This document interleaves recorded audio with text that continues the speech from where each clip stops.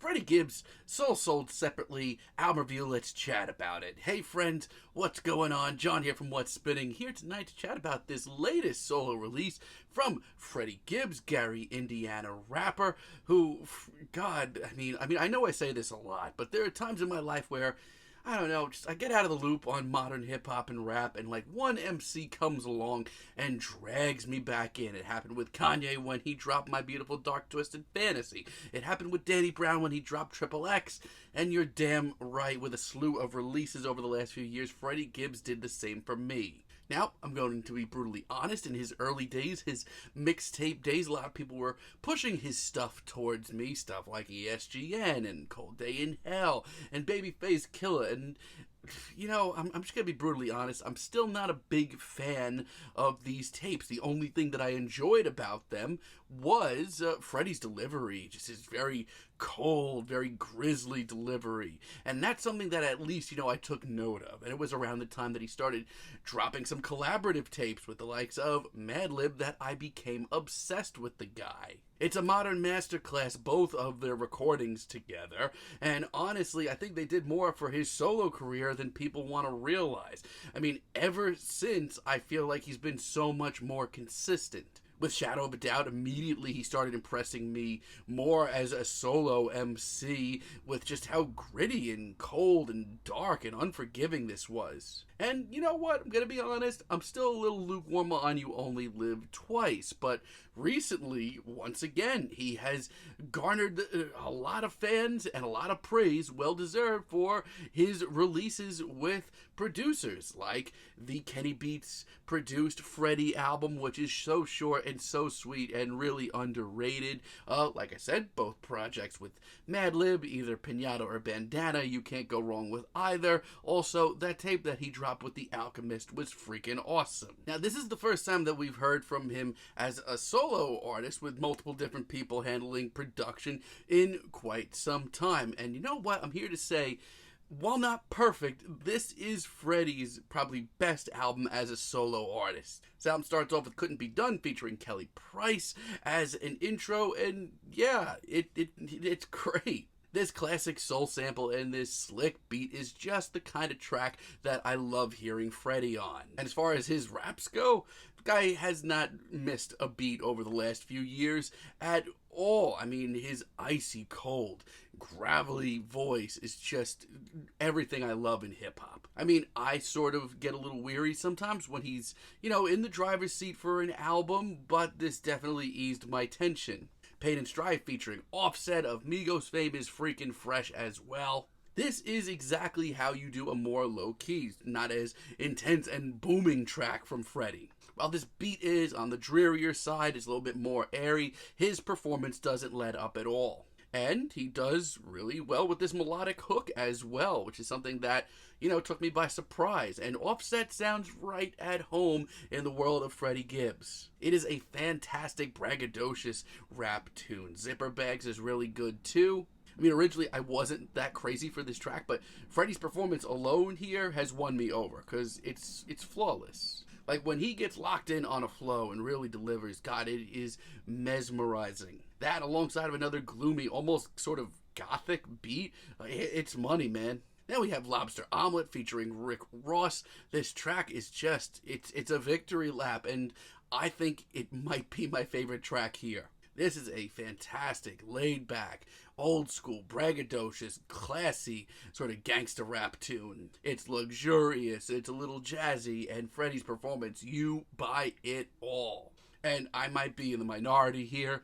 I'm not the biggest Rick Ross solo fan, but when he hops on for a guest verse, I'm usually pretty into it. This track is no different. And then we get Space Rabbit. This track is much more psychedelic and spacey, as the title suggests. Freddie here is so freaking smooth. It's ridiculous. You shouldn't be able to be this freaking smooth on a record. And his confidence for solo material has grown immensely. It's equal parts classy and heavy-hitting. It's a pretty hard dynamic to hit, but he's doing really well. Cutting one-liners, smooth beats, and Freddie Gibbs really taking time to make his own little world, and I'm all for it. And I have to say, the Jeff Ross finale that we get here, I laughed. Yeah, I laughed. Now, Freddie still has some growing pains as far as releasing like a real album with him in the driver's seat goes. I'm not a big fan of Blackest in the Room. I mean, I do love the jazzy, very old school beat that we get here. It almost sounds out of the Book of MF Doom. And there are some great one-liners. The TB12 one, that was great.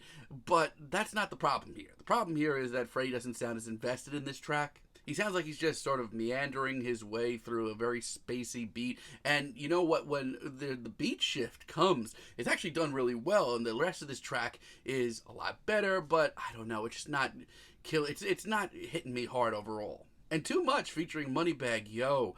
Come on, like, I feel bad saying this because I know a lot of people are very high on this track, but I'm not too crazy about it. Honestly, the beat's a little sloppy in my book. And just not as seamless as other tracks on here, which is bringing me down.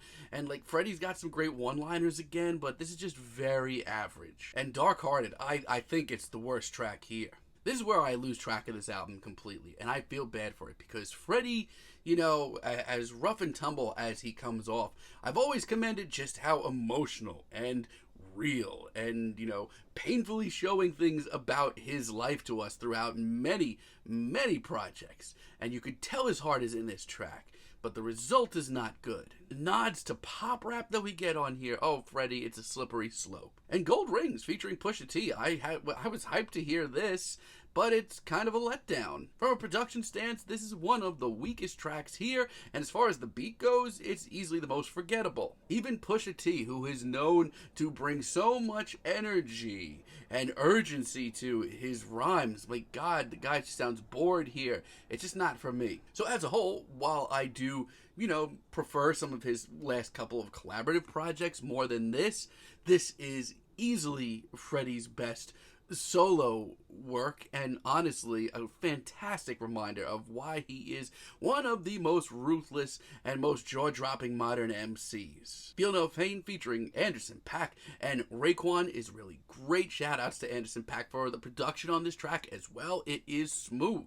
The verses here overall, they're all money. I mean, Raekwon kills whatever verse he pops onto. And once again, it's not the hardest hitting track here, which is a little upsetting, but for a mini posse cut, come on, this is so obviously great. Rabbit Vision, on the other hand, is classy as all hell. I mean, his tales of, you know, the modern sort of gangsta life, I mean, he knows what he's doing by now. It's worked for him for years. It's also really telling because, like I said, for years, Freddie's been very blunt with us about his life, his upbringing, his, you know, just where he's at, and this is no different. I love this. And the Joe Rogan finale, I mean, this is probably more Joe Rogan than I ever want to hear, but once again, I have to admit I did laugh a little. PYS featuring DJ Paul is really great as well. This one is much more psychedelic. Once again, it's hard to follow. It's a weird one, but it really works very well for Freddie, especially when he gets locked into a verse. It becomes damn near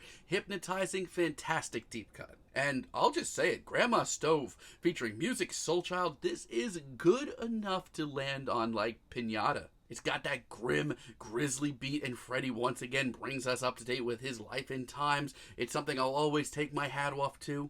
But at the end of the day, this track is one of the most haunting things here. Might be the best track here. I can't stop thinking about it. CIA, I mean, I feel like I've said the word smooth so many times, but God, this track is so freaking smooth. Madlib on production here brings in one of his classic dusty beats, and Freddie's performance here, it's braggadocious, it's intense, it is awesome. And it remains incredibly human, incredibly raw, just how grisly it gets at times. You don't get to say that often. And Decoded featuring Scarface is nothing short of a victory lap. I mean, for my taste, I think CIA would have been the better finale, but I know this is a bonus track, so I can't knock it too much, but it's a really good one. It's a victory lap. Scarface and Freddie have, you know, chemistry. They've done tracks before that have come off great, and this is no different. So at the end of the day, well, yes, I still prefer Pinata. I still prefer Bandana. I still prefer the album he put out with The Alchemist compared to this. This is easily his best album with him alone at the driver's seat in control of, you know, what's going on from track to track as far as production goes, beats goes, and that's really commendable. Now, there are some snoozers on this track listing, some tracks that I just didn't care for, But overall, it's incredibly consistent. Freddie is an absolute gift to modern rap, and it's a very, very, very solid album overall. I'm feeling a very strong 7 on this album, but let me know what you all think down below. If you like the video, be sure to give us a like, give us a subscribe, and let me know down below what you would like for me to chat about in the future. And until next time, have a great day, friends.